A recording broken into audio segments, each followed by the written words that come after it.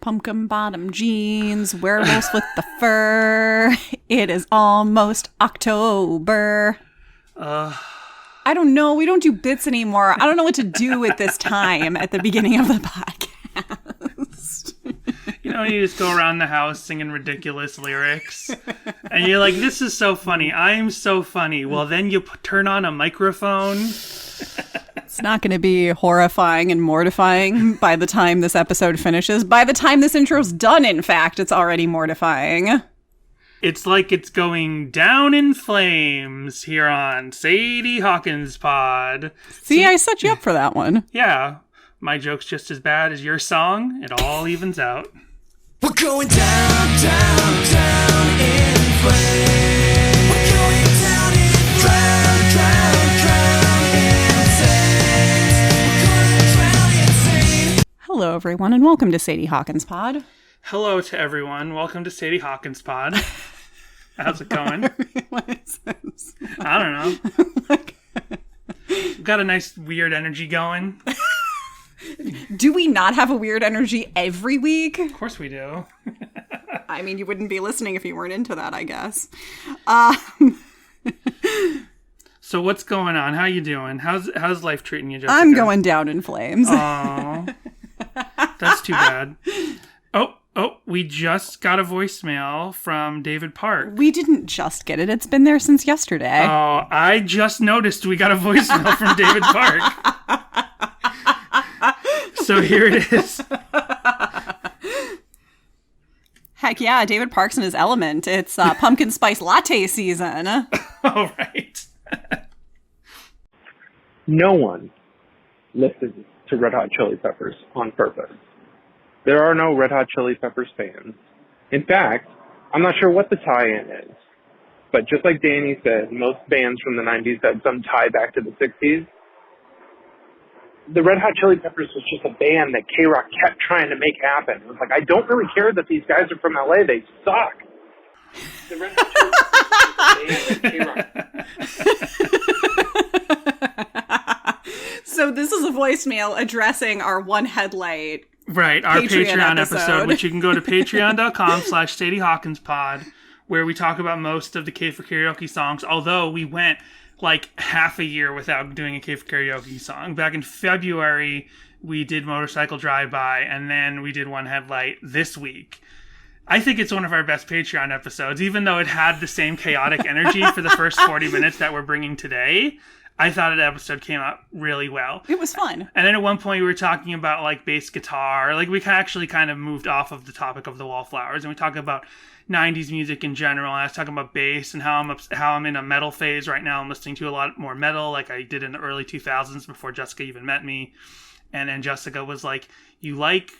And I forgot, I couldn't think of when we did that episode, I couldn't think groove metal. That's groove metal when there's like more fun, intricate bass work. Well, that's it. We were talking about White Zombie. We were talking about White Zombie and how I wanted to like White Zombie because they had kind of bass that I like in metal, but the only kids in middle school I knew that liked White Zombie were scumbags that I didn't want to associate with. So it's one of those things where the people who listened to it, or that you were aware of listening to music that you wanted to like, deterred you from liking the music. So then because we brought up bass, Jessica was like, you like funky bass added into, you know, metal and rock music, but you don't like the Red Hot Chili Peppers. And then that leads to this voicemail. Anyway, the best thing they ever did were their movie appearances, like in The Chase with Christy Swanson and, what's his name? Tiger Blood. And, Charlie Sheen. And obviously Back to the Future 3. I guess, yeah, he is in Back to the Future 2, Flea. So yeah, those are the big things. But otherwise, no one likes Red Hot Chili Peppers on purpose. For real. Yeah. So I never liked Red Hot Chili Peppers. And my main problem came down to, like, the music is cool and all, is good. But it's really just Anthony Kiedis's, like, his vocal stylings are just so obnoxious. I'm going to keep it local. And I saw Charlie Sheen at the Sherman Oaks Target once and around Christmas time.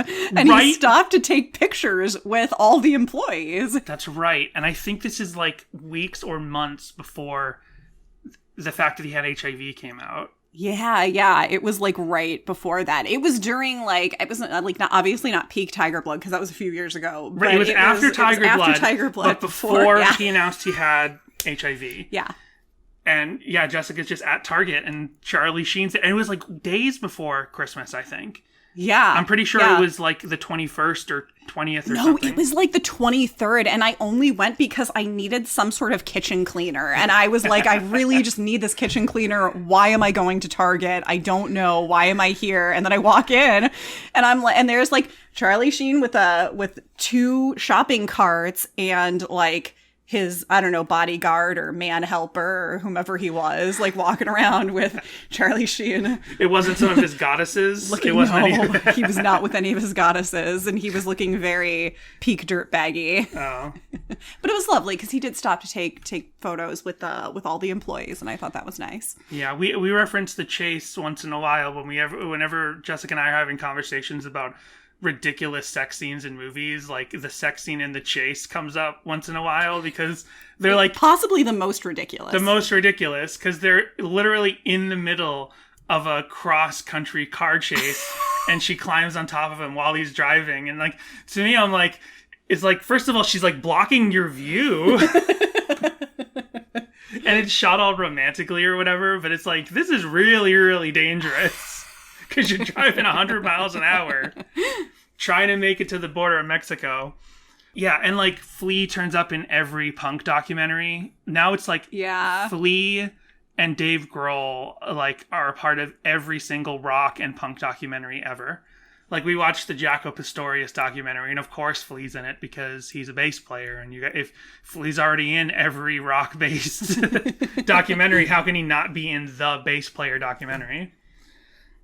So thank you, David, for calling with that. And then and Back to the Future Part 2. And Flea being in Back to the Future. Flea is definitely That's the best thing that anyone from Red Hot Chili Peppers has done, is that appearance. He's the dirtbag. His nails. Nails, right. He's in the bad future. He's the no, it's not the bad future. There's only one we only see one future, and it's the bad future for Marty. So in the future, yeah, it's the guy that gets him to like do something illegal, and then his Japanese boss finds out about it and fires him. You remember how big of a deal fax machines still were in 2015? Right.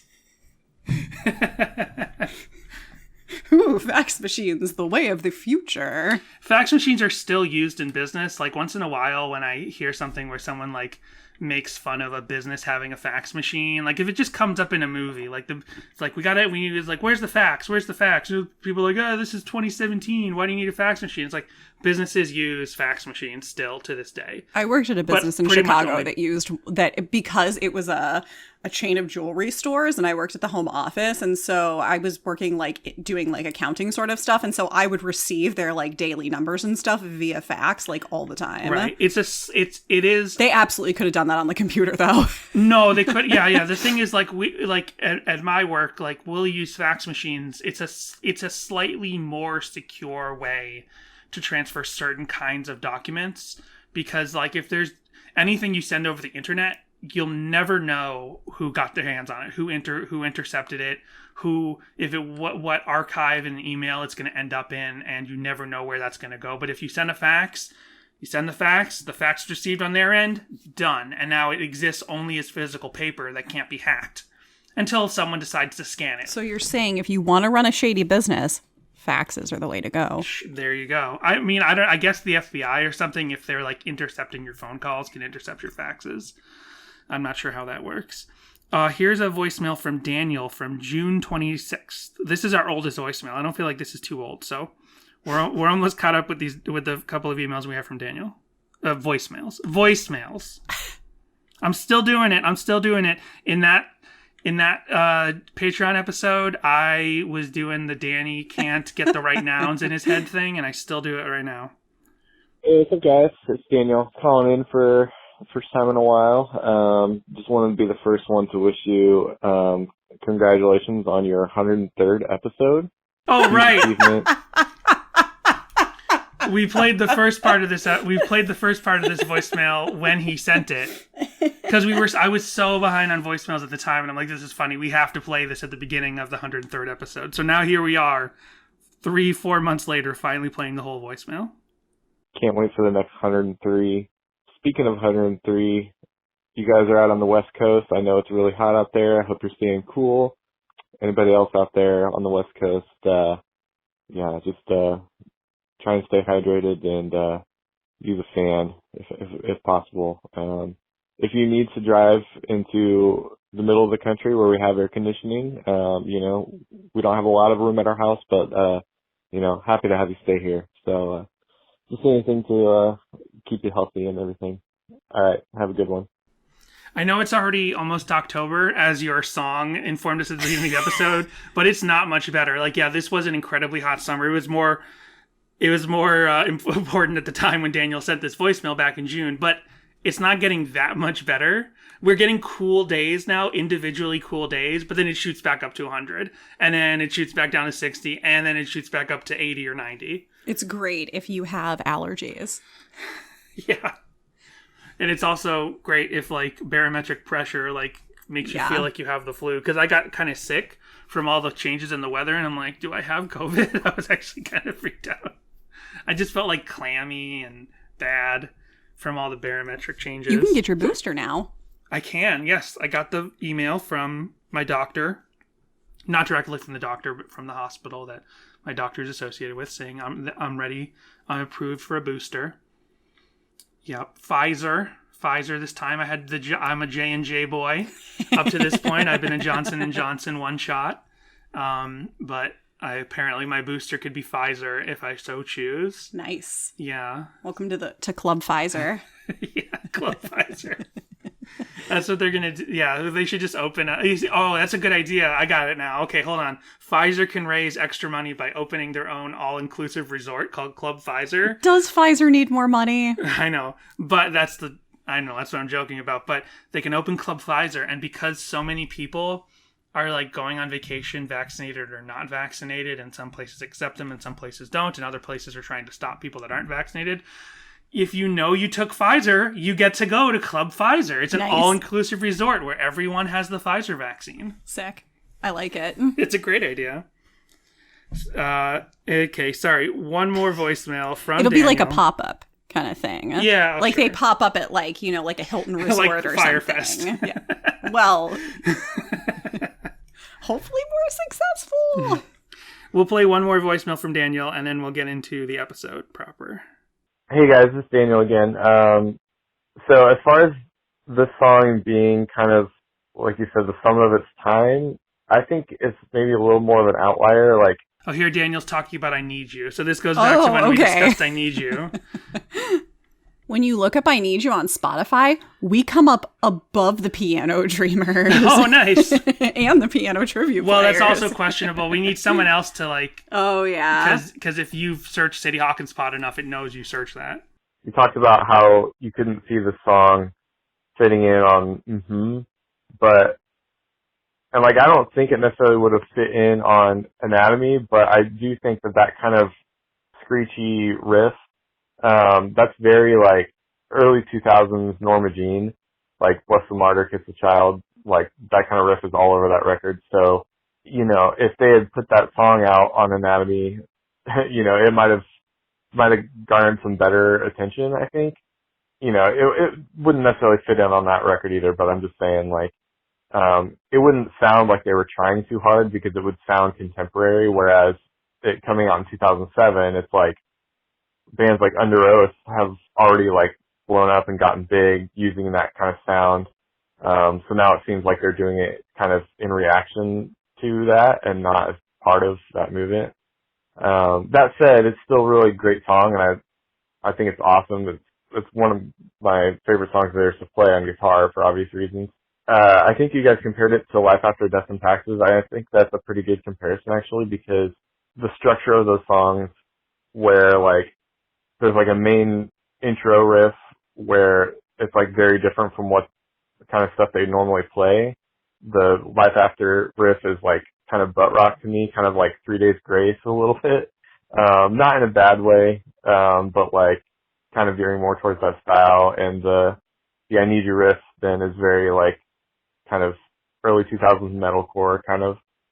But then the verses and the choruses are like more typically what you'd expect out of Relient K, or just a pop rock band like they are kind of in general. Let's see. And then he calls back later, but we'll save part 2 for another episode. I forgot all people about hanging. Norma Jean. Yeah, Norma Jean was pretty popular, huh? I never they really were. listened to them. Yeah, I didn't either, but I remember people talking about them. Yeah, I mean, it seems like once eventually when like the whole Warped Tour scene and like adjacent scenes was like mostly metalcore, that Norma Jean was kind of like the forefront of that scene kind of happening. Although, and they came up on our recent Patreon episode, my friends in Mercury Switch, the New Hampshire metalcore band that did 2 records on Indianapolis Records. They played a show with Relient K before Relient K super blew up, like I think between Anatomy and Two Lefts. And at the time I thought it was so funny that this like metalcore band is kind of opening for, you know, a pop rock, pop punk band like Relient K. But like 4 years later, that's exactly what happened. Like metalcore bands took over the scene from the pop punk bands. Like kids didn't really want sort of straight ahead Green Day inspired pop punk anymore. They wanted more like faster metalcore, like combining metal and hard punk and stuff like that. When he mentioned, was it 3 Days Grace or somebody as kind of like butt rock? I think I tweeted this thing back then in June. I meant to anyway, where I was like, what? I was like, Christian. Okay, I don't think I actually tweeted it, but I remember listening to this voicemail back in June and then having the thought of like, what do you call butt rock within the Christian sphere? Like, is it rear end rock? Bottom rock. Bottom rock. Well, I feel like bottom rock is a term that means something else. Oh, uh-oh. I mean, butt rock itself comes from, it's like it's kind of it's like the grunge thing, right? I heard the term butt rock years ago, and I think people kind of, like emo, like people misinterpreted what the concept was. Like you hear the term butt rock, and then like people would interpret that for themselves. Like, what does it mean to be a butt rock band? But there is a specific meaning that if you don't know what it is, you're missing it, and then you misinterpret what butt rock means. But what it means is like Pearl Jam sort of inspired bands that sing like this, like they got their butts real tight. Like that's what it means. I always just called it army recruitment music, like the kind of songs you would hear in the military recruitment commercials on TV. Right, but I mean, butt rock is, army recruitment music is a subgenre of butt rock. Because I think 3 Days Grace was in one of those, like back in like the early 2010s, maybe, or maybe it was the late 2000s for like the Navy or something. Right, but see, like like a Kid Rock song or something might turn up in an army recruitment video, but that's not butt rock. That's like rap rock. You know what I mean? Like, it's not really butt rock because it's not post grunge. It's not like Creed or Nickelback. Those are the core. It's more of like a southern rock type deal, right? But then southern rap rock, yeah. But from Michigan. But then I can see how like someone would just, like I was saying, they hear the term butt rock and then they don't get the definition of it right away, and they can interpret it however they want. So they think like, yeah, Kid Rock, that guy's a butt, so that's butt rock, right? Like, no, that's not the definition. So now we're going to discuss the greatest butt rock song of all time, Down in Flames by Relient K. When I first put this song on this morning, the music kicked in and I was like, oh, right, this song. And then the lyrics kicked in and I cringed. But I kept listening and I pulled up the lyrics and it is a great message. Yeah. This is, it's specifically about Christians not destroying each other. And it's a message that is relevant to all kinds of classes and groups of people, and you hear it a lot. I've heard it my whole life when I see like socially relevant works about the African American experience, it's always like, the racial systems we have are designed to make Black people fight amongst each other and not focus on the actual issues of what's like, setting them back, or within certain impoverished areas in urban in zones and stuff like that. And then recently, in the last couple, I feel like the last couple years, there's a big push to be like, women have to stop fighting amongst each other and women need to like be more friends. And then like they even kind of made that a point. I feel like they made that a point in Shang-Chi. Like they're really making that a point. And then they also made that a point in Captain Marvel, right? So in both cases, because there's this idea that like women need to stop fighting amongst each other, there's a thing in Captain Marvel where the one girl bad guy in her original group, you remember talking about, she has her original alien group that she's a part of, yes. And then she finds out, she had been brainwashed to be a member of them. Yeah. And there's one female alien vigilante in that group, and they're like, why weren't we friends? It's like, because I don't like you. It's like they made a point.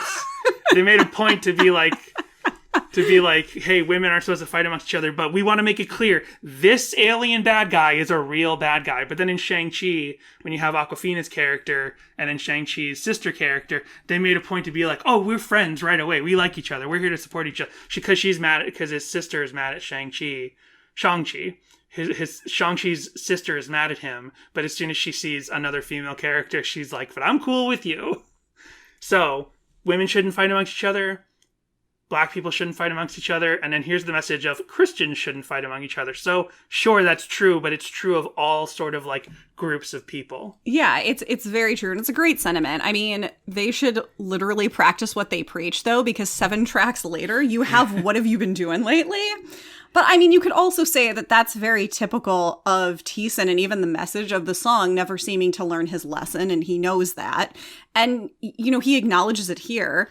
And it's like he knows the lesson. It's right there. But time and time again, it slips through his grasp. And like you were saying, that can relate to anything. That's just the human experience, I think, in general. It's not specific to Christianity. You can have pretty much any subject in front of you. For example, like seize the day, memento mori. You should live each day to its fullest. But you just got The Sims 4 cottage living, and right now you're sitting at your laptop living out your cottagecore fantasies, and that sounds way more appealing than, organizing your notes or starting that next project or working on that novel. And you're like, tomorrow I'll seize the day, and tomorrow comes and goes, and you know what you should be doing, but there's distractions and old patterns that are so hard to break. Right. And so I think this kind of can relate to anything. Yeah. I mean, who's to say that building your cottagecore lifestyle in The Sims isn't seizing the day memento mori? So I just kind of want to look at the lyrics, because this is a song where I always thought I have a handle on the lyrics, but I feel like there could be individual lines in here that I have wrong. But I always understood the message of it's Christians fighting amongst each other, not focusing on the message or the mission of evangelizing and getting more people saved. Like, that's the focus, right? That's the focus of this song overall. So let's look at it. Christians, we're all afraid of fire. We prefer to suck on pacifiers. Oh, I like to cut the song off right before he says on pacifiers. Baby pacifists, we're throwing fits. We don't shake hands, we shake our fists. The pacifier line is definitely where I went, oof, right, this song. We're cannibals, we watch our brothers fall, we eat our own, the bones and all. Finally fell asleep on the plane to wake to see we're going down in flames. Down in flames, repeated a couple times. We see the problem and the risk, but nothing's solved. We just say tisk, tisk, tisk, and shame, shame, shame. So, like, I'm aware of situations when I was more involved in the church of like, certain Christians being denigrated, or like people weren't considered Christian enough, or like, I'm trying to think, or like somebody has an issue in the church, like an individual might have an issue in the church, and then everyone kind of ostracizes them, and it might not even be that bad. Like they might have like had a problem in their marriage where one of them cheated on the other, and then suddenly like the cheater is like, oh, did you hear they're a cheater? Or maybe even like both people in the in the relationship are kind of treated badly, even though one was cheated on. But it's like who cares? Like, leave them alone. You know what I mean? Like, especially because, like, what happened if it's not like a full on like a sin against nature, right? What's that come from? It's a philosophy thing. Sorry, I stopped paying attention because I got distracted after shame, thinking about the gif from Game of Thrones where the lady from Imagine Me and You, I don't know what her name is, the mean blonde lady from the show is like walking down the street. Amelia Clark? No. She's not mean, I don't think. Oh, she's the dragon lady. No, not the dragon lady. No, I'm saying the mom Amelia of Clark Joffrey. is right. No, Amelia Clark is the dragon lady. I don't watch the show, so I don't know. I know what you mean. Yeah, Joffrey's mom. Okay. Yeah. And I don't know. Right. I had stopped watching by the time that point came up, but that gif gets used all the time. So I started thinking about that. And then I stopped paying attention to you. But you were talking about something about the laws of nature and philosophy. Well, shame. What's the thing where it's like if you're breaking it's nothing's really a sin unless you're breaking the laws of nature? I think you talked about this recently. It's from like Stoicism and like Stoic thought. Right. So like if you're in a Christian community and somebody falls or sins or whatever, and and we talked about it before, but it's like half the time in some Christian communities, things get labeled as sin and they're really not sin. Right. So like cheating on your spouse. Yeah, that's a sin because you've broken vows that you had with your spouse, but it's not a crime against nature. And like the real like bad stuff is the crime against nature, like actually like fully like physically hurting somebody. Yeah, disrupting sort of the balance of nature and the natural order. And if you've done something to drastically hurt someone emotionally, that's awful, but it's really nobody's business but your own and like whoever is helping you through that. And the church, instead of helping you through that, like kind of like ostracizes the couple or one of them or something when really they need Christian love the most at that point. So it's you're shaking your fist at Vanessa and Justin. Right. Exactly. Like just let them live their lives. Like Vanessa and Justin. And Vanessa doesn't even do anything wrong. No, she just wears a tight sweater. Like, what? That's not a sin. Right. And Justin... Maybe she put it in the dryer for a little too long, and it's her favorite sweater. You don't know. Exactly. So, yeah, it's like... whatever. And Justin's 21 and drinking the lamest of beers. Like, come on. Right. Let them live their lives. It's not like he's doing crack cocaine and, like, selling everything he owns. Right. And, like, committing crimes for more money to fill his habit or something like that. Like, you're judging these people for the smallest of offenses. Right. Like, what? So, yeah, I don't know. I have a couple other examples of things, but I feel like not talking about them because they relate to actual people at churches that I've known. And even if I literally have no contact with those people anymore, I still don't feel like it's nice to bring those concepts to mind, even if they weren't true at the time, or even if the people out there listening would have no idea who I'm talking about. It still just feels tacky to bring those up. But I'm familiar with this idea of like infighting within Christianity. And then like, can you open the view of this song from something myopic to open it up a little bit and be like, Christian sects and Christian denominations fighting amongst each other? Like, this church doesn't believe in the right thing the right way. I mean, I know for sure, like, how Protestant Christians, because I was aware of this very strongly growing up in the Boston area, which is a predominantly Catholic area, and then, Protestant Christians and, like, infighting among Catholics and Protestant Christians and then it's like, well, because, and then Protestants thinking that like Catholics aren't going to heaven because they don't pray directly to Christ for their salvation, or they don't ask for salvation directly. And it's like, well, isn't that how the only way Christianity worked for hundreds and thousands of years? So does that mean everybody between until the invention of Protestantism all went to hell? Like, yeah, whatever. But that stuff happens all the time with other like Protestant denominations fighting amongst each other because they don't believe. Oh, we saw that. Oh man, there was something I saw where it was like, in early Christianity, you would travel and you would stay with other churches throughout the world. Like we're talking like in like when it was still triple digits of years, Okay.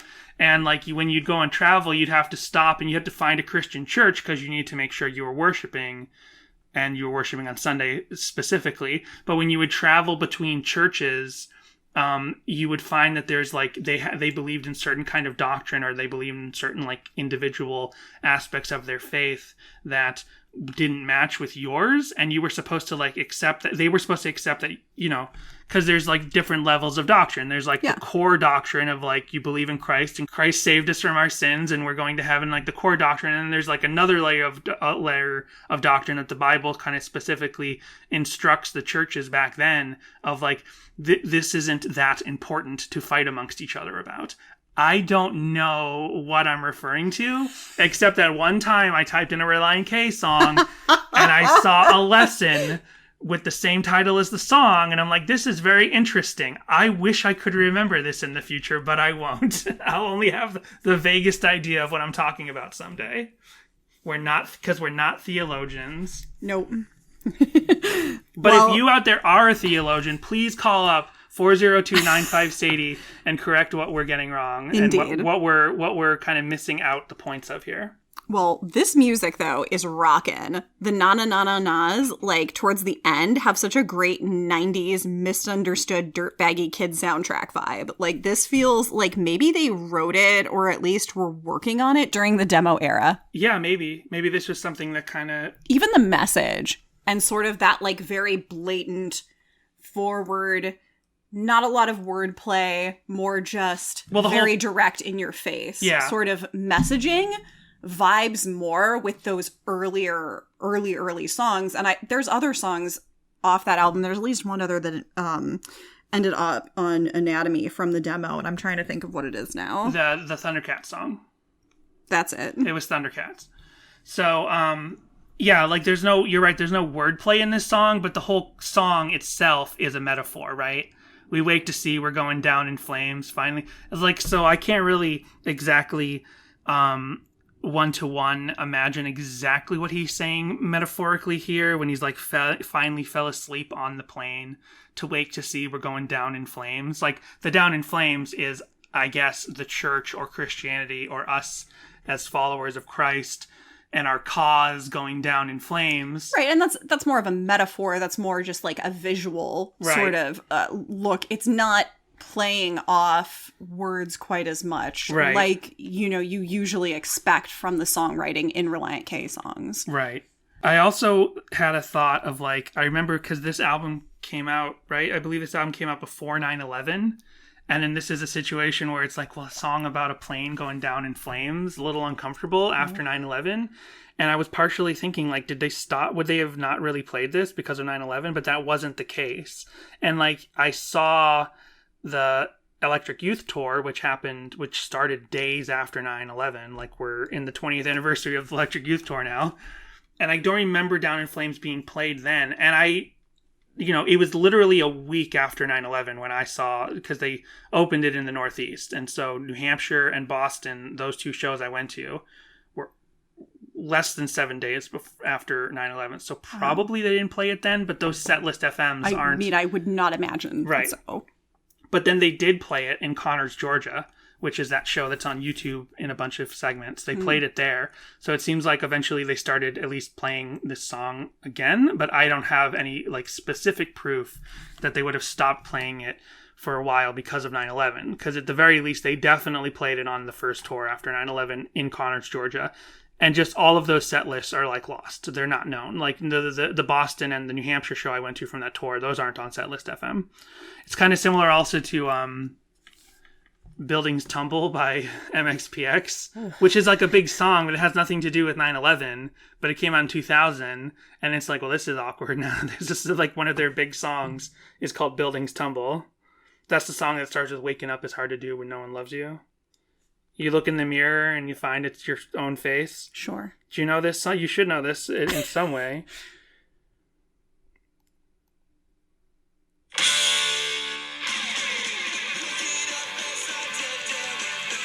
Have you never heard me just play this song around? I mean, maybe. Okay. And they definitely play this song more now. But I also always wondered if MXPX like stopped playing this song for a while after 9/11. One would imagine. Probably. Yeah. Yeah, the song, it also, it's a very long song that doesn't fully outwear its welcome, right? Like what is it? It's almost 4 minutes. It's over 4 minutes, I think. Yeah, it's 4 minutes and 8 seconds. So that's a pretty long song. And not to mention it has kind of like an outro section where, you know, boom boom part of the problem. Like it has parts. It has so many different sections that it doesn't really outwear. It doesn't outwear that 4 minutes totally. Like, it's not like some other songs where I think, you know, like you could easily cut a minute out of this or make a radio edit or something. Like, it doesn't feel like you could easily cut a minute out of this without kind of cutting out some of the heart of the song. So I think that structurally also is sort of like a peek at what we'll get with sort of that more like the heart of like Relient K songs, right. Those like 5 score Forget Not Slow Down albums. Right. Yeah, there's so many different parts in this. Like the bridge is like a whole just the na na na na na part. It's not even exactly the same as what you've been hearing up to this point. And then the outro, it's like it's kind of like these different movements within the song. And yeah, that kind of predates things like Oasis and Savannah and Baby and other things like, I wouldn't count Deathbed, although certainly that's like a couple of movements of a song within one giant song. But yeah, other like longer songs that contain multiple movements that could have, you know, you could almost imagine if there's a working version for these somewhere, that maybe there's whole other completely different sounding outros and choruses that with completely different melodies that maybe were interchangeable that got worked on a whole bunch. Yeah, or like I So Hate Consequences, or like Who I Am Hates Who I've Been, those kind of songs. Right. So then the outro is, so after like pretty much this like criticism of Christians tearing themselves apart and not focusing on, you know, what they're supposed to do, instead doing all this infighting, the outro then literally takes a pause, and he says, "Let me pause to clarify, because I'm sure you're asking why. I stand before you and proudly proclaim to belong to what this song complains." So that also kind of covers his ass for later in the album. Yeah, exactly. When he's tearing into Justin and Vanessa. Yeah, exactly. That he already call himself out. Yeah, he says, "I do this all the time too." And it's just kind of funny that he says, "I proudly proclaim to belong to what this song complains." Right. Like, I understand what that means. It's like, look, he doesn't mean I'm proud to be this way. Right. But he means I'm letting you know proudly. I'm without reservation. I'm letting you know that I'm part of this. Whoa. He knows he's part of the problem. Yeah. Whoa. What'd you do? Nothing? Guys, don't be like my friend here. He's part of not doing something that's part of the problem. Guys, don't be like my friend here. We've played that on the podcast before. Guys, don't be like my friend here. Going down in flames is part of the problem. See, you can get that Rhode Island, like, New England accent going that I cannot. Guys, don't be like my friend here. He finally fell asleep on the plane. And we'll see us going down in flames. Na na na na na na na na na na. I'm part of the problem, I confess, but I gotta get this off my chest. Let's extinguish the anguish, that's a tongue twister, for which we're to blame, and save the world from going down in flames. So then it's also some, you know, it's like saying the world is a sinful place. Converting that down in flames thing about how Christianity is going down in flames, and reminding you, hey, the world's going down in flames, so we shouldn't be going down in flames because the world's going down in flames, and it's our job to help stop the world from going down in flames, or to save people before the world goes down in flames. See? So down in flames has a double meaning there. I'm sure you love that second part about how the world is going down in flames. I don't love it either. That's what I'm saying. Jessica Jessica looked around like someone would help her out with what am I talking about. Let me pause to clarify, because I'm sure, oh, he just repeats it. Oh, he just says that whole section, that outro section twice. So, yeah. Cersei Lannister. Sorry, it just hit me. Nice.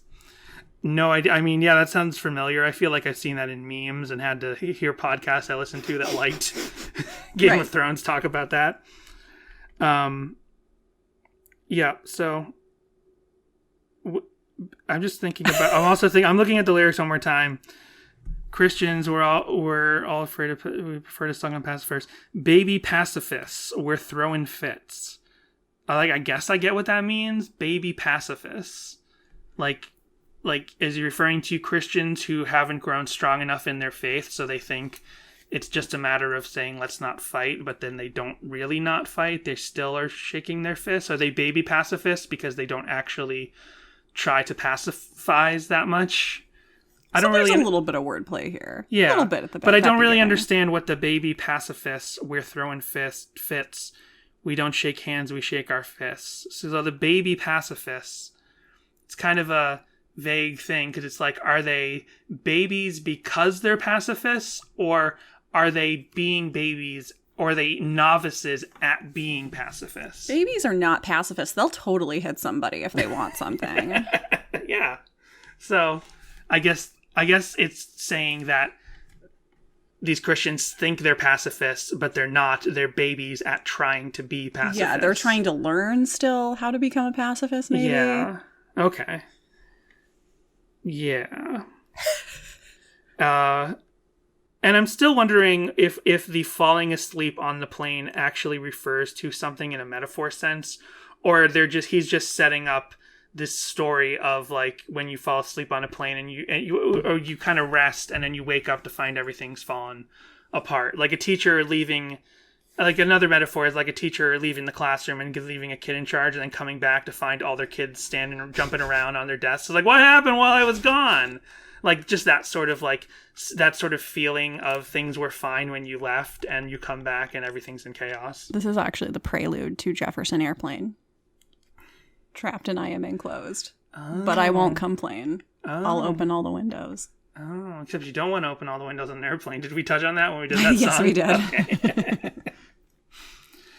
So last thing before we do our break is there are some changes between the gold version and the non-gold version here. I listened back and forth, and at first it didn't seem like the gold and the non-gold had any great changes, but I actually picked up on a few. So the first one is, this one's very, very, very subtle, but there's a pause. There's sort of a stop towards the beginning of the song right before they sing the chorus, I think. Let me hear what this is. Okay, there it is. Okay, yeah, right before they sing Going Down, Down, Down in Flames for the first time, there's this stop. They stop the song, and in the original 2003 mix, this is what it sounds like. Down in flames. We're going down, down, down. So there's a complete cutoff. I don't know if you picked that up, but there's a 100, it drops down to 0 decibels. Like all audio completely drops out when they do that little pause right before they come into the chorus. Down in flames. We're going down, down. And it's an interesting little edit. I don't know if, like, anytime that kind of stuff happens in music where there's a stop and it completely drops out 100% of the audio, like you don't even hear like a ringing of anything, it kind of makes you hold your breath for just a second, right? It kind of builds up that anticipation of that dropping out of sound. You know what I mean? You're like, kind of hold your breath, kind of, I mean, even if it's only subtle, even if it's kind of only in the back of your mind. That's how like a complete dropout of audio feels to me. Does that make any sense? Yeah, it's like in Star Wars, whatever the middle one of the new series was, when Princess Leia's getting sucked out the thingamajig. Your favorite movie. My favorite movie. And then in the gold version, it sounds like this. Down in flames. We're going down, down. So they don't cut the audio out completely. You can actually hear the cymbal sort of there. It's as if you're live in the room. There's no like editing of the audio to completely zero out that split second. Down in flames. We're going down, down. So it's a subtle difference, but it's a significant difference to me because I can't think of any examples, but I know plenty of songs where there's a stop and they zero out that stop. So there's, you don't hear anything ambient in the background, and that does give you a sort of a little verklemp, like a little like tightening, like here we go, and then it kicks back in and you're jumping. Like also because this is a very bouncy song. Like it is. I'm only remembering now as we're listening to it, but this is like a this is like one of those kind of pit songs where maybe you're not going to be totally moshing it up, but you're at least going to be dancing up and down. You're going to be jumping up and down to a song like this. It's bouncy. And like to have a kind of a rock song. What? Why are you laughing at me? What are you doing? Sorry. This whole time you've been like smirking, and I don't know if it's because you love me or because you've got something in your brain that you need to get out. What's so funny? It's because I love you.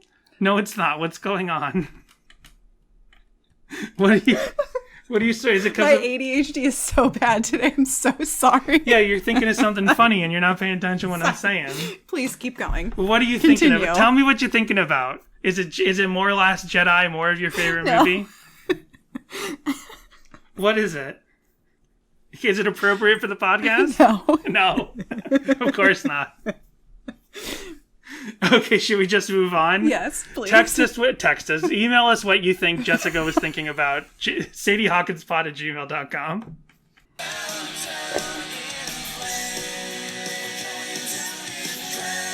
So Jessica's over here laughing and going down in flames. She told me what it is, so we took a little pause.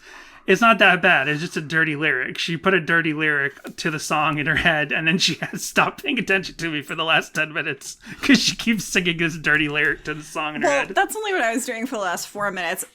10 minutes ago, I was still stuck on thinking about how you don't want to open all the windows. And I'm like, but what about DB Cooper? Now, he didn't open all the windows, but he did open up the back of the plane. So, It turned out it was Loki the whole time. oh, that's right. I forgot about that time. Unless you Spoiler warning. ascribe to the David Dakota theory of what happened, and DB Cooper eventually escaped and ended up at a hotel with a bunch of shirtless dudes, and Bigfoot was there. I mean, it's the most probable theory, to be honest. That was more probable than the Loki one, because what are the odds that Loki is real? I mean, that, you know, the Disney Loki is real in real life, that the Marvel Disney Loki is real. We know there's a real Loki, of course. Sure. Yeah. But what are the odds he's exactly like Marvel have him? I mean, he's not here. He's in a Nordic country, probably. But we know that David Dakota's house always has shirtless dudes at it rubbing their chests, and we know that people are always walking up in horror situations. Oh, boy. David Dakota, bad movie director. Actually, great movie director. So what else? So overall, the difference between the gold and the original mix is that, like usual, the non-gold mix, everything's kind of just sounds a little punker. Everything kind of just sounds... In the gold mix, everything sounds a little bit more washed over. Everything kind of sounds sanded down. So here's the non-gold mix, right? And then here's the gold mix. I love the drums in the intro. Yeah. So good. So here's the gold mix. Can't tell a big difference with that opening guitar. Just sounds a little changed. Mm-hmm. But the drums feel severely pushed down. Yeah. And And there's a lot everything- more like reverb going Yeah, on. everything sounds a little wetter in the gold version, to be honest. Yeah. And everything's just kind of like leveled down and evened out. Another big difference is the na-na-nas. Let me find where they are. I don't write down time codes. Okay, here we go. So, here's the na-na-nas in the gold version that everyone hears nowadays.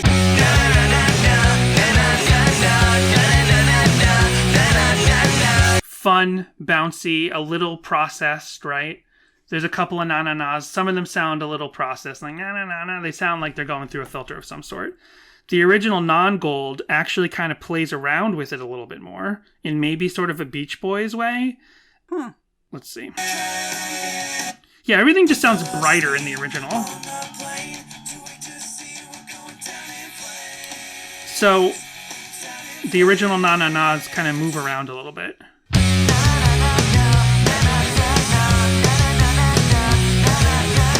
Oh, wow. There's actually That's more... a huge difference. It's a huge difference. There's more of like a fuzzy radio filter on the na-na-nas. Yeah. And then it actually goes na-na-na-na-na with just Thiessen.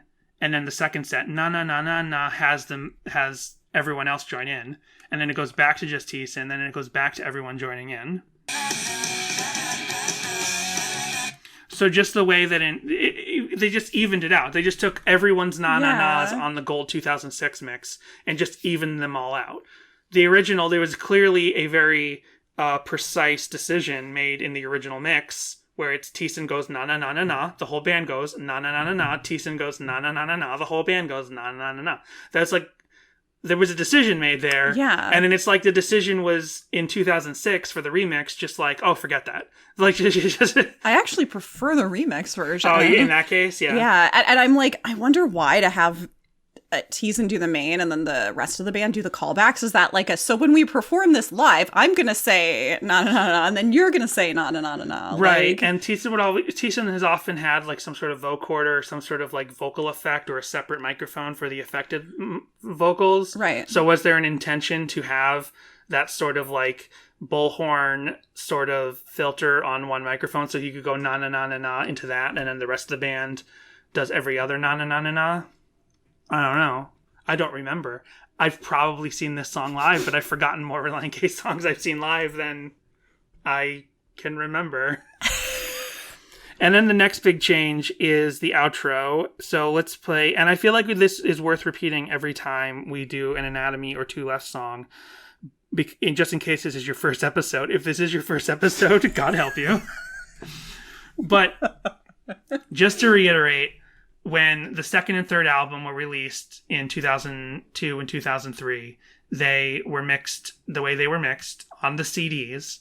And then after the success of they remixed both albums in 2006. And today on streaming, it's just the 2006 mixes. If you own a CD of either record, odds are mostly that you have the non-remixed version, because most of the CDs were printed with the original mix. But if you listen on streaming, you're hearing the 2006 mix. So let's hear how the outro kind of goes when it kicks in a little bit here after the na-na-nas.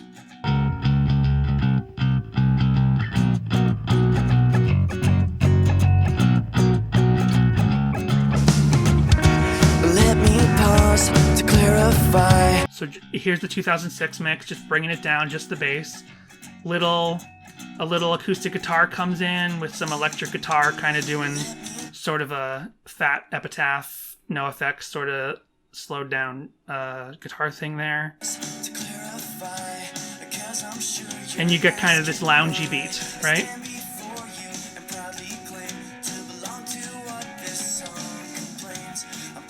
Here is the original 2002 mix. 2001? Whatever. 2001 mix. Somebody called us out on that recently where I kept saying Anatomy was released in 2002. And no, it's released in 2001. Because it's before 9/11. I just kind of move it up a little. So first of all, the bass sound is totally different going into the outro. It's much more skate punk, much more raw. In 2006, it's way mixed and polished over. But then here, listen to what happens when the acoustic guitar comes in.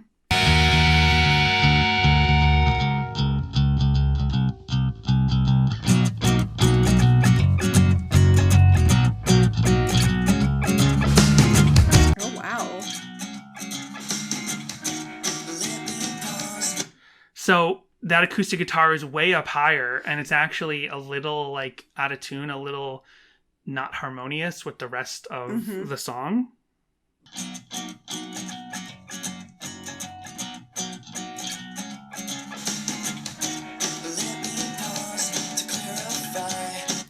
So yeah, this one is really split 50-50 for me. You know what I mean? Like, it seems like some of the changes they made make sense, but some of them don't. It's kind of like, you said, what version do you like better? It seems like you like...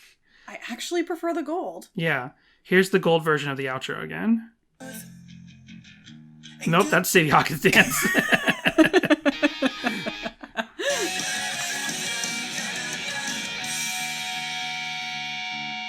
I mean, when this bass comes in, I like it in the non-gold better. It just sounds chunkier. Yeah, absolutely. But yeah, the acoustic guitar actually sounds way better in the gold mix. Yeah. This is something they fixed. So those are the major differences between the gold and the non-gold that I found. So the acoustic guitar just pops too much in the original. And part of me wondered if like the sort of narrative decision in the mix of having the guitar sound so kind of janky and slightly, disharmonious to the rest of the recording is this supposed to be bad? Like collapsible lung? Like is this supposed to be like they kind of slow it down into this like jazzy lounge thing? So is the idea at that moment this sort of somewhat ironic level? I'm sure I'm reading too much into it, but when you hear that janky acoustic guitar in the non-gold mix, is the idea of like, hey, we're like in a lounge and it kind of sounds a little bad because you go to a lounge and it sounds kind of bad. Like, is that the idea? Maybe. But if that was the idea on the gold mix, they were like, nope, just fix that. Just fix it. Make it sound better. So we'll take our break and we'll be right back to talk about the rest of this episode. We want to thank you very much for listening to Sadie Hawkins Pod. Please follow us on Twitter and Instagram, which are both at Sadie Hawkins Pod. From there, you can interact with us, as well as view the videos and images we talk about on the show. You can also call our voicemail line, which is 402-95-SADIE. That's 402-957-2343. Leave us a message and we can play it on a future episode. Also, we invite you to check out SadieHawkinsPod.com, one simple place to get links to all our social media and a link to our TeePublic store. There you can pick up merchandise, or merch as it's known in the industry. We have our Black Flag parody shirt, our little Sheet Boy ice cream shirt, and our all-new Boys from Canton ampersand shirts that list the first names of every album lineup of Relient K. And if you can't get enough of us, well, good news. At patreon.com/SadieHawkinspod, we are releasing at least 2 bonus episodes a month. You'll also have access to our whole backlog, including our discussion of Owl City's Ocean Eyes, reading through the Complex Infrastructure book, and the songs from K is for Karaoke. Finally, we want to thank our current patrons, who include Daniel, Josh, JR, Jarrett, Eric, Joel, Connor, Michael, Helen, Samantha, Roxanne, Jimmy Eat Pod, This Might Be a Podcast, Tucker, David, and Brady. We hope to see you there, and even if we don't, we hope that you will keep us in positive regard. Aww. I'm skipping the Genius annotations this week. It's just a few of them, and it's all standard speculation and some hellfire talk, which I'm not about. So you can check it out if you like, but it's nothing worth really reading on the pod. Should we do a Patreon episode about it? No. Same with song meanings. It's like I don't so much feel like going over them because the sentiment is right there in the song. Like you get it. We don't need to sit around and speculate what the song is about. It's in the song. Right. Yeah, like it's actually in the song. Yeah. And Jessica was actually, you were telling me though that like a lot of the song meanings are about, the song's about how you should believe in Jesus. It's like, no, the song's actually about people who already... No, it's about, some of it's like, and it's about getting saved, and this, I'm like, it's not about that, so like... there is the... I skimmed. I did not deeply read the song meanings. I guess there's the connection that, like, if Christians stopped fighting amongst each other, they would save more souls, so in that way it's about getting people saved, but it's not a song that's intended to preach and get people saved. It's actually directly pointed at Christians who are causing a problem within the church and therefore causing a problem with ministry. Geeks Under Grace are back, and they listed this as number 11 on their list of 16 Relient K songs you've never heard of. Well, they were right, because I never heard of it. What song are we doing? What is this? What song is this? Then we have a blog. I don't know what we're talking about. What are we talking about? Anatomy review. From 14 years ago, Brittany Brown Doherty. Goodness. I was first introduced to Relient K during my freshman year in high school, and I fell in love. I was just starting to discover that, quote, Christian music didn't always have to be serious, that you could worship God and have fun at the same time. The Anatomy of Tongue-in-Cheek is certainly an example of that. The album marks the band's second full-length disc released in 2001 and is filled with plenty of pop culture references and funny lyrics, but there are also songs that deal with realistic Christian themes as well. The album begins with Kickoff, a 39-second introduction to the album. Though the song is a bit unnecessary, I have to admit that the lyrics, here's the kickoff, hope you're not sick of Relient K or all the songs we play, because then you'll want to throw your CD away, do make me smile.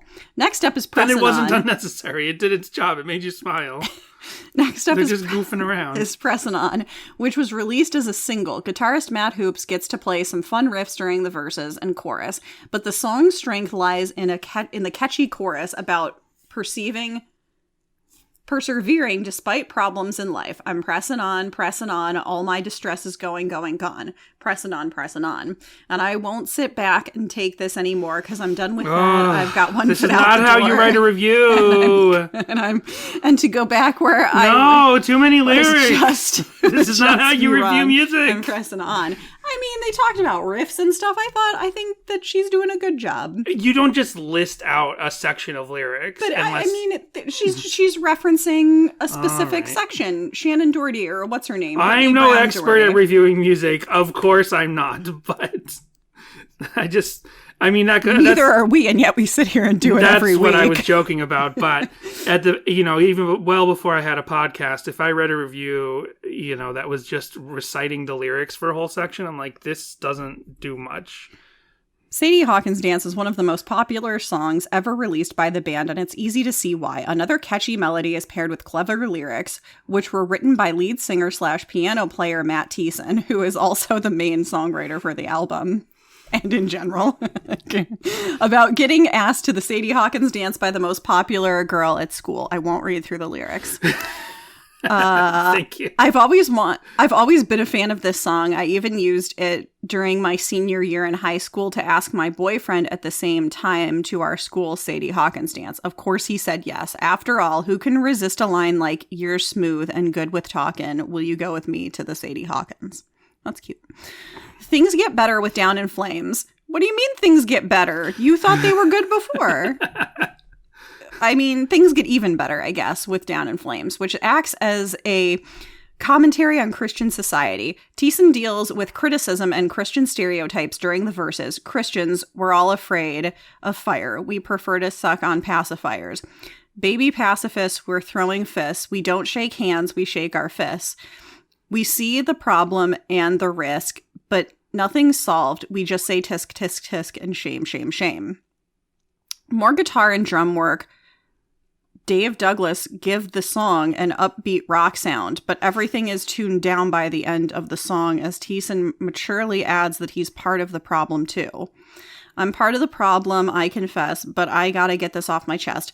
Let's just extinguish the anguish from which we're to blame and save the world from going down in flames.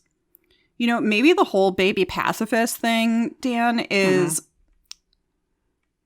It says we're throwing fists, but if you're throwing fists, that wouldn't make you a pacifist. Well, yeah, that's what I was saying. We don't shake hands, we shake our fists. Maybe it's just throwing fists is connected to the shaking fists, like babies shake their fists. Right. I guess, if anything, it's because pacifist and fist rhyme and baby pacifist. So it's like, I think, I'm guessing just from the context of this conversation today is that they're saying they're pacifists, but they're babies about it, and they are constantly shaking their fists instead of shaking hands. Because a pacifist shakes hands. Or something. Who cares? I don't know anymore. I don't know anything. Oh no. I'm going to skip. I was having a mental breakdown in front of you. I'm going to skip down to just the last, what they have to say. I'm going to skip past the rest of the songs and just go back to their overall conclusion. The Anatomy of Tongue-in-Cheek, not of the tongue-in-cheek, just of tongue-in-cheek, is quite a good album. Relient K has done a great job of creating fun songs and ones that are sincerely about Christianity. Though things do become a bit too immature at times, some of the stronger tracks on the album balance things out. And the result is a fun disc that just about any teenager, Christian or not, can enjoy. And they gave this 3 out of 5 stars. And we're going to hear again from Love That Dog 1118. Okay. 8 years ago. I always knew that this song had a deeper meaning. I just couldn't grasp it. When I figured it out the other day, man, it is an influential song. Down in Flames, Relient K, and then you can click here to hear it. And they go through some of the lines again. Instead of being friendly, we're just throwing fits about every last thing. The cannibal part, I think that probably refers to how different sects of Christianity battle each other when we all want the same thing. Finally fell asleep on the plane to wake to see we're going down in flames. The plane is life, so this guy fell asleep in the life meaning he was just going through the motions. Okay. That makes a little bit more sense. Like, are you sleeping when you're praying? Right. When he finally woke, he saw that the world was going down in flames. Right. I don't know if it means he woke to see the world was... I mean, that's a pretty common Christian, that would be a common way to interpret it when you think of how many, like, fire and brimstone songs there are, that the world is going to erupt into hell one day, but I don't think that's what this song was getting at. In general, as hypocritical Christians, we see problems and push the blame off onto others. We see the problem and the risk, but nothing's solved. We just say tisk, tisk, tisk, and shame, shame, shame. What is this song meaning? This is the enemy is much ignored when we fight this Christian civil war. Those are the words. Again, referring to how but they're directly referring to them. Again, referring to, and I think that when you do like a full blog on a song, it's completely acceptable to reference specific lyrics, especially one where you have an entire blog post just on that. It's what we're doing. We sit here and talk about the lyrics. People could be like, yeah, Danny and Jess, we know the lyrics. Like, I know. Look at you playing devil's advocate to me for once. Me being tested. I feel like I feel like I play devil's advocate in our regular lives, but it doesn't happen on the podcast for some reason. Yeah. The enemy is much ignored when we fight this Christian civil war. Again, referring to how we're too busy fighting with one another to focus on the real enemy. I mean, Satan. I can actually go off on like a full general tangent of this. Just as Americans, we do this. Like, we're currently engaged in a civil war, right? And how, and this is really unfortunate. But the last time this country came together, we were talking about this earlier, September 11th. So it's like, unless we can come together against a common enemy, it's just all infighting in this country, which is really unfortunate. Right. Like, we need something else to fight. Like, it's not enough. We can't actually just come together in peace. We have to hate something. It's awful.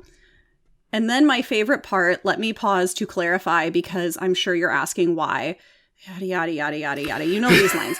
I am part of... Well, it goes on. It, like, lists 5 lines. I am part of the problem, I confess. Oh, we're still going. Wait. Oh, I am part of the problem, I confess, but I've got to get this off my chest. Here's your call to action. Let's extinguish the anguish for which we're to blame to save the world. Wait, no, we're still just... I guess, I don't know. It wasn't in quotes, but they're also agreeing with the sentiment. Okay. Cool. Wonder what they had to say about Marilyn Manson ate my girlfriend. It was one of the related articles. Well, let's see. Let's do it. I see what you're saying. Click here for the previous part of the Chronicles. So I guess this is like continues on. Okay. Well, and this was from Stories from a Jesus Freak, a Fisher of Men. Marilyn Manson ate my girlfriend. I guess this is continued. I see what you're saying there, but what about hedonism? Again, wait, Hinduism, not hedonism. Oh. We were on a Christian podcast. Sorry, thought that's what we were talking about for a second. Again, what I know about other religions is very limited. Okay, I'm just gonna move on. Okay. It wasn't as simple as, here's what I think of Marilyn Manson. No, because now we're going on about Buddhism, Taoism, and Confucianism. So, there's a lot going on here. But that's cool. Check out Love That Dog 1118 on WordPress.com, because it seems like they have some cool, interesting takes. Next up, Dave Douglas gets some love and some not love on an old Sputnik music board. That was my note for Yes, back to Sputnik music. We are mentioned on Sadie Hawkins' pod many times. We infiltrate Sadie Hawkins' pod.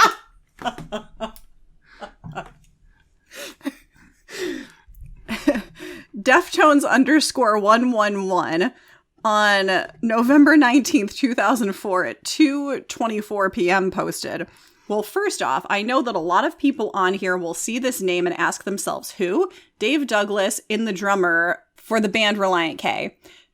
And now people are asking themselves, who or who cares? I know how people on the boards worship Carrie and will go down talk Jordison, yet still have little respect for the guy. So I'm prepared to get nailed. I don't know who Carrie or Jordison are, but I guess other pop punk-ish drummers. Right. So I'm prepared to get nailed for bringing this up. Just keep in mind that in no way, in caps, no way, am I trying to compare his to some of the greats in the business. It's a little pop, a little punk, and a little quote-unquote rock. On the band's latest CD, I think that he shows a lot of his talent and am willing to say that he is one of my preferred drummers to listen to. Not only does he drum, he sings in quite a few of their songs. Whether it be taking the lead or doing backup, it's singing either way. Some of their better songs off the new CD, in my opinion, are Life After Death and Taxes, Which to Bury Us or the Hatchet, and I So Hate Consequences. And off an older CD, and probably my favorite song by the band, Softer to Me. I'm just curious if anyone else has listened to these guys, and if they had any opinion with a little more thought behind them, other than they suck or they rock. Dash Obscurity Dash replied, I have only heard their single Pressing On, not bad for pop punk. Vince the Skater said, they're Christian, smiley face. Drummer _ boy 14 wrote, LOL, I only have 4 songs, but for pop punk, Is they're it the all drummer right. boy that met Jesus on the day he was born? Perhaps. Tommy-R said, just another pop punk band, just another pop punk drummer. Winter Rabbit said, for pop punk Christian band, I think they're really good. I put Christian in brackets because that doesn't really determine their music. That's great. Jesus Freak 39 says, I like them a whole lot. I think their drummer is pretty good. He even does some double bass. I went to see them live. It was awesome. Whoa, I can't believe there is another Jesus Freak. I love that song. People Call Me Andrew said, personally, I think Relient K rules. Their drummer rules too. Dave somehow knows exactly what to do in any case. My favorite song they sang is I So Hate Consequences, which I heard at purevolume.com/ReliantK. I love them, eh? Another awesome website is www.glent.com. Smash. And then People Call Me Andrew said, really, what? HTTP:// What song does he use double kick? And then Deftones _111 said, in the song Softer to Me, when they do the breakdown, 2 minutes and 15 seconds into the song, you can hear him use the double kick shortly into that. That is probably my favorite minute of music in the band. That's cool. I didn't know that or realize that. And we've done Softer to Me, so I feel bummed that I didn't realize that or pick up on it at the time. Yeah. We missed those Relient K blast beats.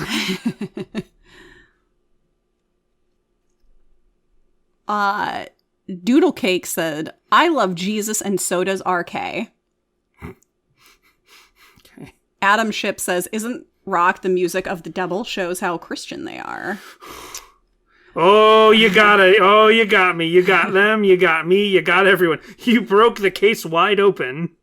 Oh, and then some folks are fighting with them about that. And then, oh no, it keeps going. How could you be a Christian punk? Aren't punks against everything Christians stand for? Flamcram3 said, I love Relient K and Dave D is a very good drummer. I can play 2 songs from their second CD, Anatomy of Tongue in Cheek, and 2 from Two Lefts Don't Make a Right, but 3 do. I can play 3 from their first one, Relient K, even though Dave D isn't the drummer, which includes Softer to Me and My Girlfriend, and is very difficult drums, but totally awesome. Oh, and then this ties back in. Lil Drummer Dude said, all music can be used to glorify God except for continually screaming. What? Which is what we do on this podcast every week. Well, there are Christian bands that continually scream, like Norma Jean, who have Christian lyrics. They're on tooth and nail, I think. Right on. And Bartuana IM said they're good at what they do, and the drumming works very well for them.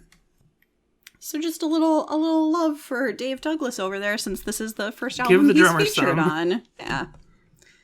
Now, Dan, I'm looking at our time, and I think we might have time for this. Okay. We have Relient K quiz. Oh. So this is on Brainagle? Okay. Fun, 2 out of 4 stars. Difficulty, 2 and a fourth out of 4 sprockets. Sprockets. Yeah. This is submitted by 20min _ username and then a bunch of emojis. Question 1. The lyrics, and I found a backup plan. I'm grateful that I didn't have to use it, but it's made up of real good friends, come from A. I just want you to know. The lining is silver. B. The lining is silver. C. Who I am hates who I've been. Or D. Deathbed. Question 2. Uh-huh. She's like an ancient artifact, something you're lucky to have found. She'll pinch the nerves and all the necks when she turns those heads around. Those heads around comes from Savannah. Candlelight. A. What were the Savannah. options? B. I'm taking you with me. C. Candlelight. D. Sadie Hawkins dance. I'm surprised I even can do this because Am I a bad Relient K fan? What is I'm taking you with me? Is that not a Relient K song? yeah, I'm taking you with me. That's on Forget Not Slow Down, right? What? Or is that just the lyrics to another title? Taking you with me. See, that's why I'm surprised I could even answer those first couple of songs. Those first couple of I questions. can't think of a song titled I'm taking you with me. Yeah, it's called I'm Taking You With Me. It's on 5 Score. Okay, 5 score. That makes sense. See? My least known album. That's why I'm like, oh, okay. See, so I am a bad Relient K fan. It's the one that goes, whoa, whoa, whoa, whoa, whoa, whoa, whoa. I'm tone deaf. It doesn't matter what I sing. You won't get it. Oh, right. It sounds that like this. song.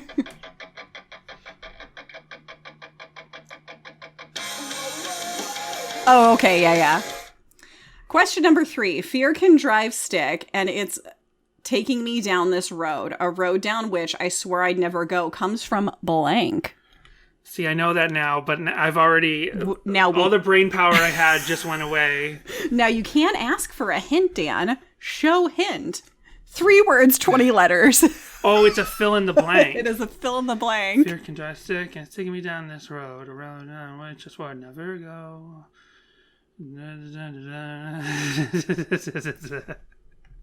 Here, this might help. Fear can drive stick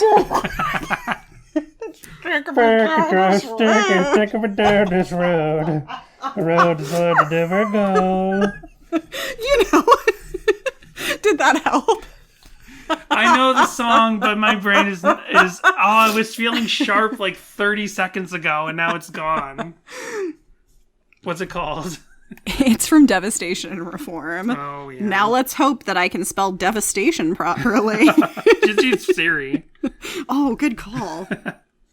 Devastation and Reform. There we go. Question number 4. The lyrics, and this life sentence that I'm serving, I admit that I'm every bit deserving, but the beauty of grace is that it makes life not fair, comes from... Sadie Hawkins dance. That's not an option. Either when I go down, forward motion, overthinking, or be my escape. Be my escape. Question number 5. Now we have another fill in the blank. Blank has the lyrics, when I finally ironed out all of my priorities and asked God to remove the doubts that made me so unsure of these, I ask myself... Oh, man. I know this stuff. I just don't... 3 words, 14 letters. Hold on 1 second. Are you cheating? Hey, Siri. What song has the following lyrics? Let me see this. Has the lyrics, when I finally ironed out all of my priorities, and I asked God to remove the doubts that made me so unsure of these things I think of my ask myself of these, and even though I don't know where to go. That's the song. No, going. Seeing you say you're tone deaf. No, I can't. It's that's an orphaned electrode in my head right now. I can't get it.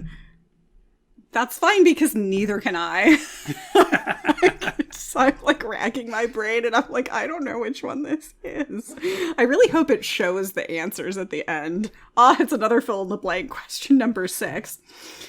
The lyrics, because when it's getting colder, I feel much better. When I cry on my own shoulder, I'll just throw on a sweater and go, come from Jefferson Airplane. Jefferson Airplane, I knew that one. See, it's a matter of like if the momentum of as you read the lyrics, You my can sing brain, it in your head. Well, that's the thing is you can sing in my brain, but sometimes also like individual portions of a song. This happens if I get a song stuck in my head and I don't know what song it is. Sometimes like one little part of a song gets stuck in my head and I can't get the electrodes in my brain to make the connection to the next part of the song, so I can't like remember what song it is. Question number 7. But I've never broken bones with a stone or a stick, but I've conjured up a phrase that can cut to the quick. Comes from A, bite my tongue, B, which to bury us or the hatchet, C, in like a lion, always winter, or D, nothing without you. I'm not sure. Is that, it's either, let me see. I have to look at it. Is it which to bury, right? But I've never broken bones with a stone or a stick. I've conjured up a phrase that can cut to the quick. I don't know. Bite my tongue. Okay, I think it's from, see, neither one of us are sure. I think it's from Nothing Without You. You think it's from Bite My Tongue. Just go with your gut. Well, I could be wrong. What if you're right? Well, we'll find out. Question number 8. I must admit, all the words you spoke I hated. People unsubscribing. I don't see just how I can be motivated.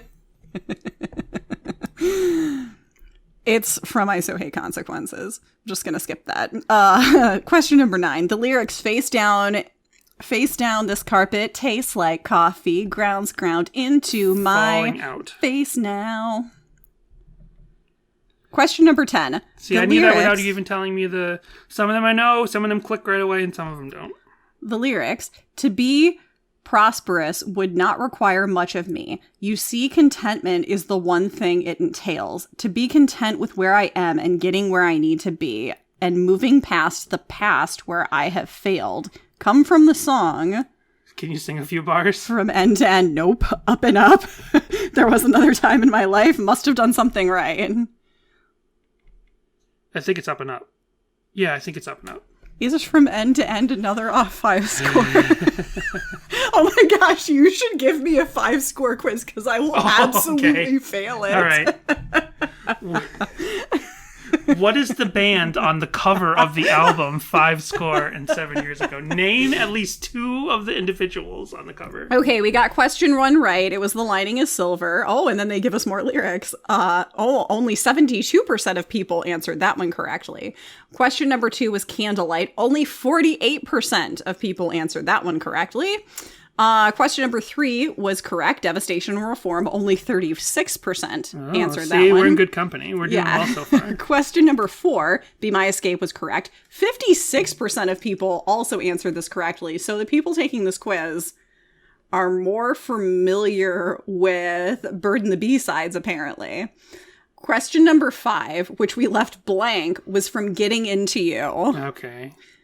When I finally ironed out all of my priorities and asked God to remove the doubts that made me so unsure of these things I ask myself. And 68% of people have also gotten this wrong. So, Good company. Why? Oh my gosh, I spelled airplane wrong, so we got the Jefferson Airplane one wrong. Wait, did you spell it correctly, or did you spell it... Yes. Okay. I spelled it right. I didn't spell it arrow, space, plane. Nope. I think we came across this in the episode. The band is called... Wait, maybe it's not. No, they got it right. The band is called Airplane, one word, yeah. And they changed the spelling of the song to avoid, most likely to avoid copyright. Well, we got it right, so don't worry about it. That's what I don't like the spelling ones. I think that those are mean. Yeah. Those are mean-spirited. And then you were right on question 7, the last one. It was Bite My Tongue. But I've never broken bones with a stone or a stick, but I've conjured up a phrase that can cut to the quick. Yeah, it's not a real violence, so I'm like, ugh, sounds bloody, like a bitten tongue. Yeah. And 48% of people also got it wrong. So, question 8. Oh, shit. It was from Apathetic. I'm totally wrong. It was not from I So Hate Consequences. And I love Apathetic. Damn. Right. Oh, man. I'm so mad at myself now. I'm more mad about that than I am for the spelling. Question 9 we got right. It was from Falling Out. Question 10 we got right. It was from Up and Up. So you were right on that one, on the Up and Up. And that's all I've got for this week. Well, there are really no covers to speak of from this song. There's a drum cover, which is kind of worth playing, to be honest, whereas often drum covers are not worth playing. Just because I love how this is set up. This is uploaded by Peter Olson. And it's in a church sanctuary with that with that glass cage around the drum set. And just listen to how loud this is. Yeah. Wow.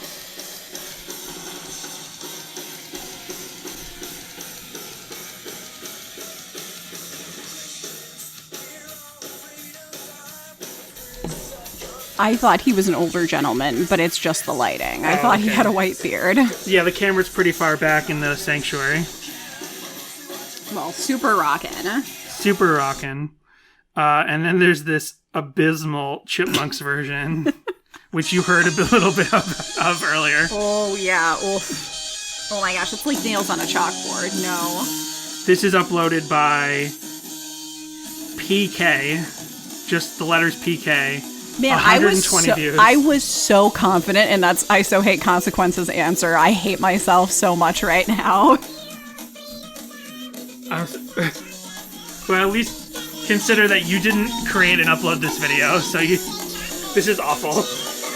And the visual to it is an epilepsy seizure. Oh, goodness gracious, stop. It's like 5 colors fading very, very quickly. It really hurts to look at. It's really obnoxious. And that's all the covers. So there's only one version of the band playing this live. And according to Setlist FM, it seems like they played the song, I would guess, pretty consistently from 2001 to 2003. There's only a handful of times that Setlist FM recorded that they played it. Like, I didn't save the link, but I'm guessing now it was something like 10 times or 15 times listed. And when you're talking that early 2000, 2001, 2002, it's got to be like, if the song's played once, you can assume it's been played more than that, because to be honest, like, Setlist FM is so incomplete for times back then.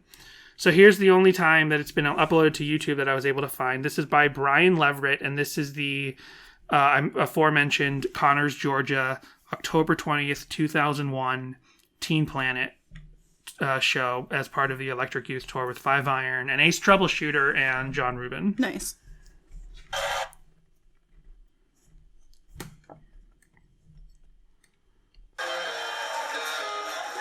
This is somebody's cell phone. Let's make some calls. So the first thing this video opens with, Thiessen is handed by Brian some random person's cell phone that got lost at the show. Wow, nice. In the middle of the show. Somebody lost a cell phone. It's the same kind that Dave has. I love that they have Relient K doing announcements. Next, they're like, so there's a white Toyota Camry parked in the loading zone. In a more opportune time. Yeah. Later, yeah. Play a song! Okay, I thought they shouted, "You suck." I think they yelled, play a song. This is a punk rock song for you punk rockers out there. This one's called Down in Flames. So, the only first-hand information we have about this song is this is a punk rock song for punk rockers, is Down in Flames, according to Thiessen. Yep.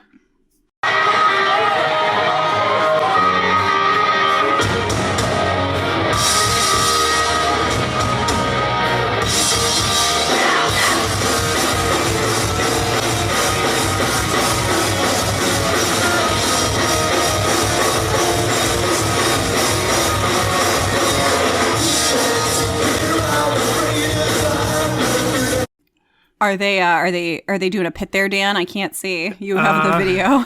No, they're not doing a pit at Teen Planet in Georgia.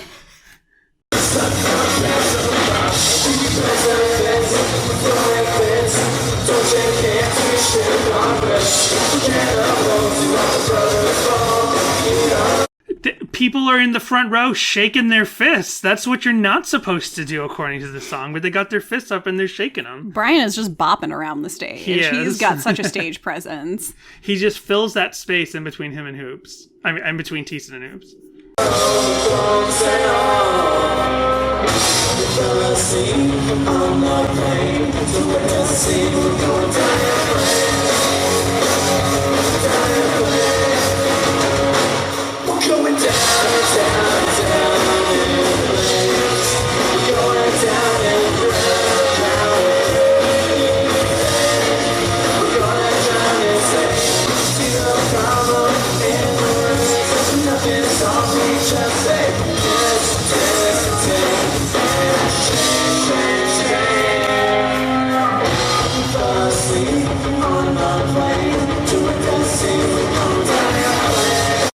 What do you think of Thiessen's backward baseball hat with his little tufts of blonde hair in between them? It has very pressing on video vibes. It does. So let's go and see. At one point there, I made the like drunk face emoji. I was like, oh. Well, to the reaction to how they're playing this? Yeah. Oh, gotcha. So let's hear how they do the outro.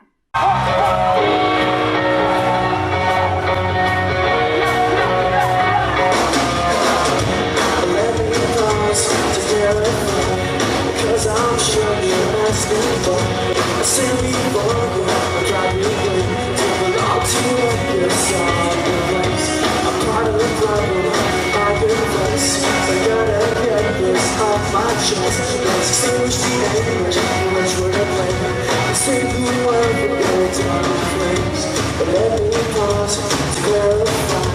Because I'm sure you're asking why I stand before you, I'm belong to this place. I'm part of the problem, I confess. I gotta get. You got it off your chest. I didn't realize, I don't think they needed to repeat this end part 3 times, maybe. Maybe it would have been a little bit more concise to just repeat it twice, to just do the rocket, the slightly slowed down loungy thing, and then go back to just the bass. You don't need to repeat this outro 3 times. So nice, they only stated it twice. Off my chest, let's extinguish the anguish, which would have played to save the world from going down in flames. I like how at the very, very end of this video uploaded by Brian Leverett 6 years ago, behind Thiessen is a lady with a disposable Kodak camera, just about to take a picture. And next to her is maybe John Warren? That's funny that you said that. It's not. It's a security guard who has John Warren's swooped hair. Yeah. And looks a lot like John Warren. He really does. But I saw this video before and I thought the same thing, and it's not him. He has the word security on his shirt. How do you know John Warren just wasn't wearing an ironic shirt that said security on it? I guess that's he possible. Went to the mall, spent $20. I guess that's possible. They're on this tour, so it could have been him, but it's just another guy that looks like him. Because Tom DeLonge already looks like him. It's not the other way around. Of course. Tom DeLonge looks like John Warren. What else do you have for us? And this guy who did security at Connor, Georgia, Teen Planet. So that's it for music. And then we got some teen videos, some literal FMVs and stuff like that.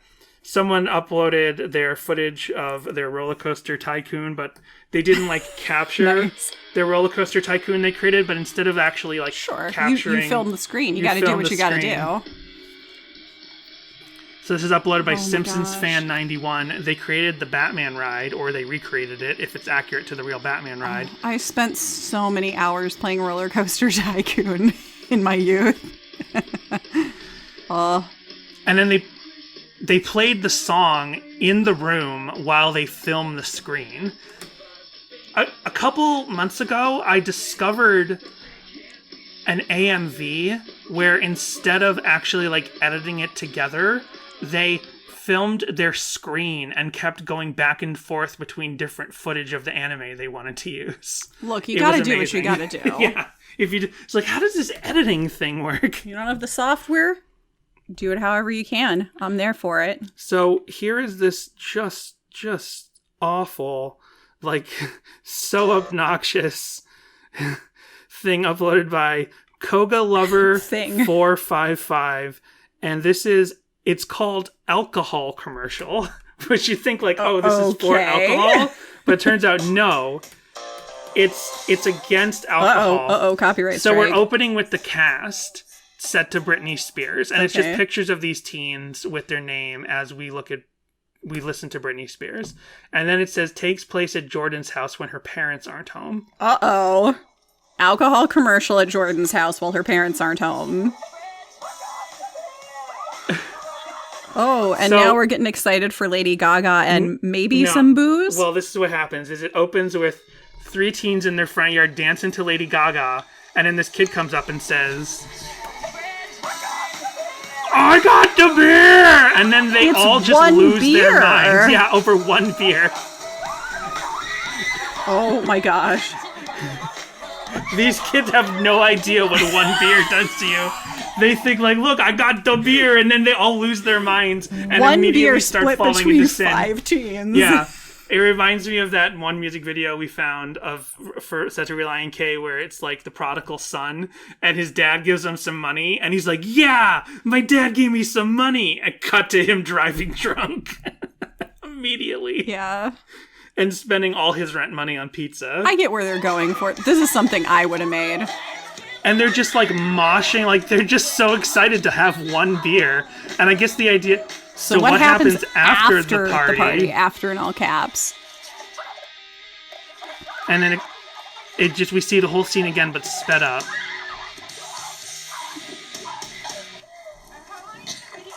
And now they're all laying on the ground coughing. And throwing up, pretending to throw up. Think about what will happen after you drink and before you drink. After you drink, before you drink, no and. Oh, yeah. Are we watching Twilight now? And then they just show it said bloopers, and they're showing Showing like the raw outtakes. footage from the thing. So does someone's parents live in like a communal garden space? What's up with this like trash can that looks like it's in a park Maybe this is like a little park in their next to their yeah. house or something? Okay. And then there's like it's like a ramp for You know what? I gotta tell you, handicap. of all the like anti-drinking commercials that a teenager could make, at least they're just like, they're not getting in cars and driving drunk or anything. They're like, listen, you're gonna feel sick afterwards and you're gonna throw up. And you know what? They're not wrong. So I'll give them that. Good for them. I can't tell you how many times when I was a teen, our friend would come up with one bottle of beer and say, I got the beer. And we'd all like lose our minds and start moshing. And then it would cut to 5 seconds later, us all throwing up on the ground because we shared that one bottle of beer. Oh, Danny, everybody knows you didn't drink as a teen. I didn't drink till I was like 24. You were 23. I was 23. And I didn't drink till college when I Right. was...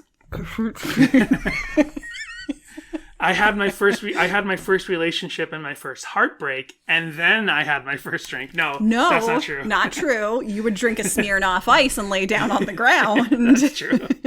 Because my body couldn't absorb the alcohol. So this is uploaded I by... absorbed it a little too well. Yeah. So uploaded by voicing one too many. 1 is spelled out and 2 is the number 2. Laser tag at ELFBC. And it's this very unfortunate video uploaded in 2011 of these teen boys going around what appears to be a campus with laser tag guns. I think they're playing laser tag for real in the hallways of this. It's either a school or it's a church with a school building attached. Right.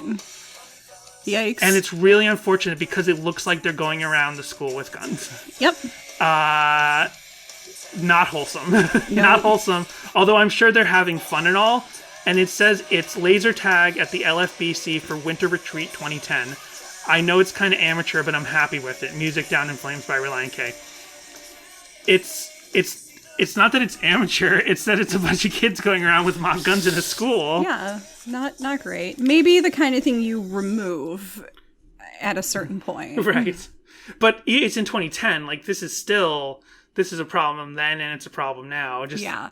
like, I know things get ridiculous when, like, a kid makes a gun hand with their a gun motion with their hand, and then suddenly that kid is like been called, teachers have called the police on that kid. Like, that's ridiculous. You know what I mean? Yeah. There's over exaggeration and overreaction to gun culture in school, but just felt odd. No. This one felt No. odd.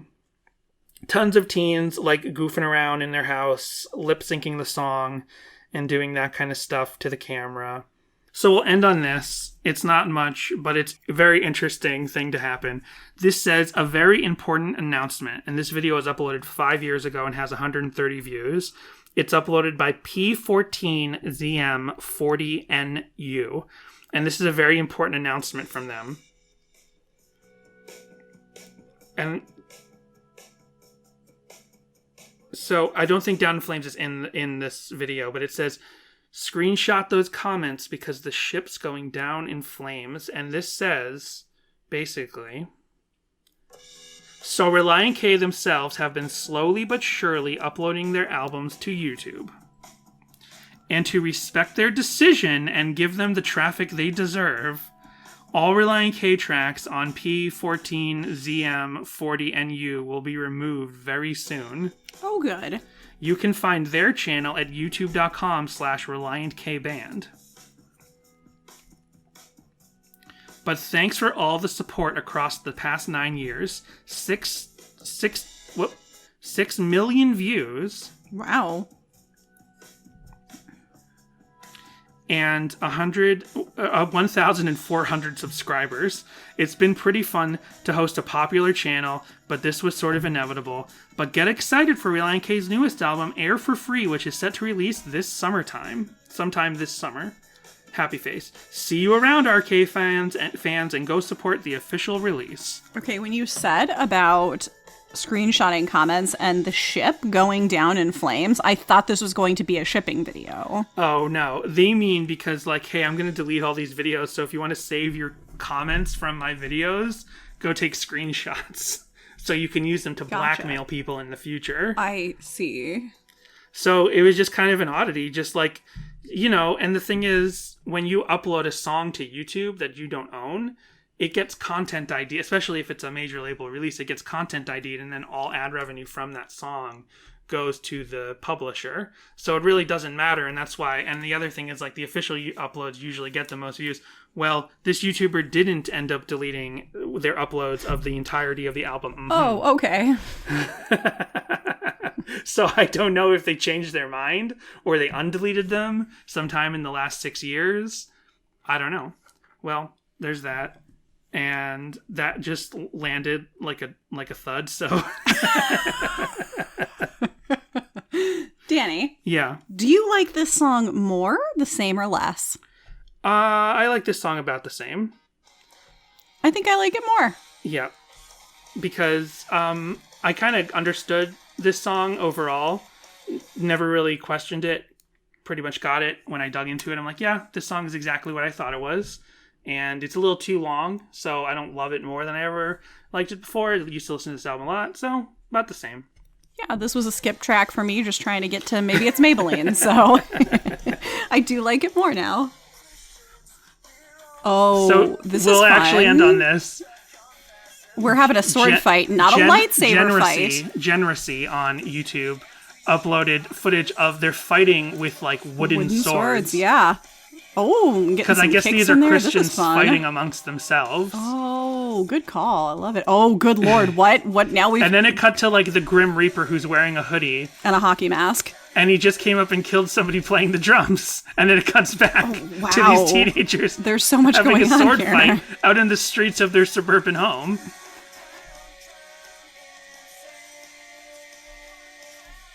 And they're still just fighting. The camera's shaking. It's very rainy. They've got coats on like good boys so they don't catch cold. And it's just more and more sort of, there's kicking going on. Yeah. They should have put all this. They should have put all this into. Someone should add lightsabers to this image. Oh, fun little crossfade there. I don't really understand why the Grim Reaper just came in. I know. Can we fast forward? I would like to know what's going to happen next. Does the Grim Reaper in a hockey mask come back? Okay, now we're seeing the guitarist, and the Grim Reaper is coming in, and he kills the guitarist. He pokes him in the back. very lightly. Oh, he's playing Guitar Hero, actually. So it's just so now Relient K is dead. They're like jabbing each other in the stomach very harshly. They killed Seth Rogen. So now it cuts to like a computer room in this house, and the Grim Reaper comes up to a guy using the computer and starts shooting. He had at him a gun. With a gun. He's wearing to Matrix glasses. Yeah, Matrix glasses guy tried to shoot the Grim Reaper, but it didn't work. What the hell? Oh wow, this is like. So I guess the moral of this is death comes for us all. And I think this is partially Star Wars based. Like I said, there should be lightsabers on their swords because he uses force power because it cuts back and he just pushed them down. Oh, yeah. And then they run back to the house without their swords. And I think they fell through the window. I think they were supposed to fall through the window. So they both like pretended like they were going to fall into the window from outside the house, but they couldn't actually crash through. So it just cuts to them on the other side of the window, falling down, no glass. It looks like they teleported through the wall. They were trying to get around something, and they did. You know what? Good for them. I applaud them. Great effort. And now the Grim Reaper just found the two guys who had been fighting and kills them. So the two stories come together. Oh, the Grim Reaper's wearing a hockey mask. Okay, did you say that earlier? I didn't catch that. And now Relient K is dead, and these Christians that fight amongst each other are dead. So don't fight, Christians out there. I don't know that the original people were supposed to be Relient K. I'm not entirely sure of that. They were playing the song. At least one member. So unless that one member is supposed to be one of the two people fighting, I'm not really sure. Depending on when this came from, maybe those were the 5 members of Relient K. I'm not 100% certain, but sure. Well, thanks for listening. And I like this song the same as before we did the episode.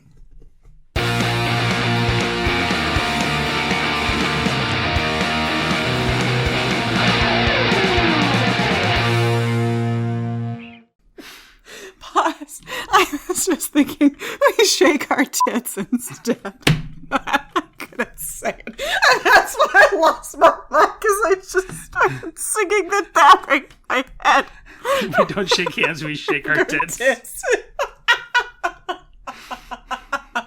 that's what made me start laughing. I'm like, it's not appropriate to share on the podcast. And see.